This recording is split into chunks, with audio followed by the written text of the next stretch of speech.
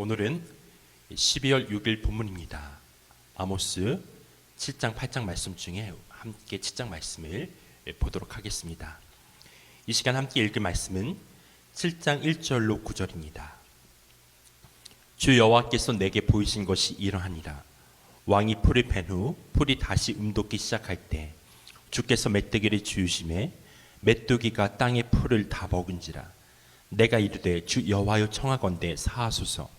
야곱이 미약하오니 어떻게 서리이까 하며 여호와께서 이에 대하여 뜻을 돌이키셨으므로 이것이 이루어지지 아니하리라. 여호와께서 말씀하셨느니라. 주 여호와께서 또 내게 보이신 것이 이러하니라. 주 여호와께서 명령하여 불로 징벌하게 하시니 불이 큰 바다를 삼키고 육지까지 먹으려 하는지라.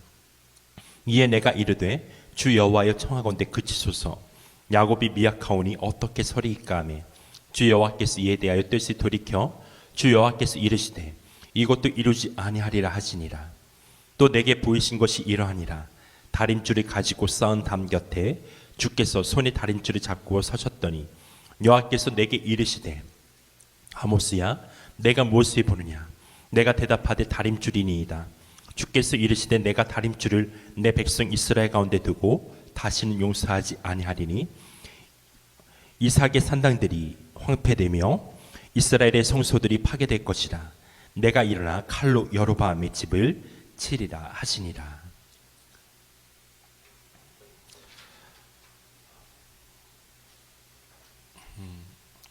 오늘 우리가 함께 읽은 이 본문을 보게 되면 하나님께서는 아모스에게 세 가지 환상을 보여주십니다. 첫째는 메뚜기 떼가 움이 돋기 시작한 풀을 다 먹어버리는 환상입니다. 아모스 선지자는 즉각적으로 이 일이 일어나지 않게 해달라고 기도했습니다. 그러자 하나님께서는 뜻을 돌이켜 이것이 일어나지 않을 것이라고 선지자에게 응답합니다. 두 번째는 불이 큰 바다를 삼키고 육지까지 삼키려는 환상이었습니다. 선지자는 다시 똑같은 기도를 드렸고 하나님은 이 일도 일어나지 않게 하시겠다고 말씀하셨습니다.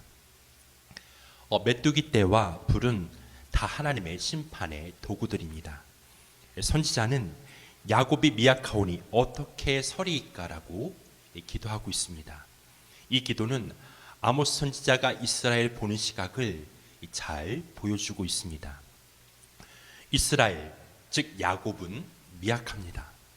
그러나 이스라엘 자신은 스스로를 그렇게 생각하지 않았습니다. 그들은 스스로를 마음이 든든하고 열국보다 우월하다고 여겼습니다. 그러나 아모스와 같은 시각을 가진 사람들만이 진정으로 그 사회와 나라와 시대를 품고 기도할 수 있습니다. 그리고 세 번째 환상은 다림줄입니다. 하나님께서는 다림줄을 손에 잡고 담 곁에 서 계셨습니다. 다림줄은 건축물이 수직으로 제대로 세워졌는지를 측량하는 도구입니다. 만일 제대로 세우지 않았다면 건축자는 쌓은 담을 허물고 다시 세워야 합니다. 그러나 아모스 선지자가 이번에는 기도하지 않았습니다. 아니, 기도할 수가 없었습니다. 왜냐하면 주님께서 가지고 계신 다림줄 옆에 비뚤어진 건축물인 이스라엘을 분명히 보았기 때문입니다. 하나님께서는 칼이 여로보암의 집 이스라엘을 치실 것이라고 선언하셨습니다. 하나님께서 기도하게 하신 때가 있습니다. 주님 앞에 서지 못한 사람, 주님 앞에 서지 못한 교회, 주님 앞에 서지 못한 나라와 민족을 품고 기도하게 하신 때가 있습니다. 하나님께서는 그 기도를 통해 심판을 거두시고 은혜를 베풀어 주십니다. 그러나 그것은 다림줄을 들이우신 때까지입니다. 오늘도 우리는 이 기도로 부르심을 받고 있다는 사실을 알 필요가 있습니다. 여러분, 지금은 기도해야 할 때입니다. 그리고 아모스 선지자가 선포한 이 마지막 메시지는 북이스라엘의 대제사장인 아마샤를 풍기하게 만들었습니다. 10절입니다. 때 베델의 제사장 아마샤가 이스라엘 왕 여로보암에게 기별하여 가로되 이스라엘 족속 중에 아모스가 왕을 모반하나니 그 모든 말이 이 땅이 견딜 수 없나이다. 그는 즉각 여로보암 이 세에게 편지를 보내 아모스가 왕을 모반한다라고 전했습니다. 아마샤는 아모스 선지자의 말이 견딜 수가 없었습니다. 이 땅이 견딜 수 없다고 표현하고 있지만 말입니다. 그리고 아마샤는 선지자 아모스에게 가서 말합니다. 12절 13절입니다. 아마샤가 또 아모스에게 이르되 선견자야 너는 유다 땅으로 도망하여 가서 거기서나 떡을 먹으며 거기서나 이언하고 다시는 베델에서 이언하지 말라. 이는 왕의 성소요 왕의 궁유민이라. 이 말 속에는 가시가 많습니다. 아모스는 본래 남유다 사람이었습니다. 그는 지금 선교사처럼 북이스라엘에 와서 북왕국의 멸망을 예언하고 있습니다. 그가 받았을 대접은 뻔합니다. 그는 밥도 제대로 먹지 못했을 것입니다. 반면에 대제사장 아마샤는 국가의 녹을 먹는 소위 베델의 제사장이었습니다. 그래서 아마샤는 아모스 선지자에게 고향에 내려가서 밥이나 잘 먹으면서 예언하라고 했을지 모릅니다. 그러함에도 불구하고 아모스 선지자의 대답을 보십시오. 14절에서 17절을 보면 그는 자신의 신분을 먼저 분명하게 밝힙니다. 그는 직업 선지자가 아닙니다. 요즘 말로 하면 안수받은 목사가 아니었습니다. 그는 선지자들이 따라다니며 교육받은 경험도 없었습니다. 신학교를 다닌 경험도 없습니다.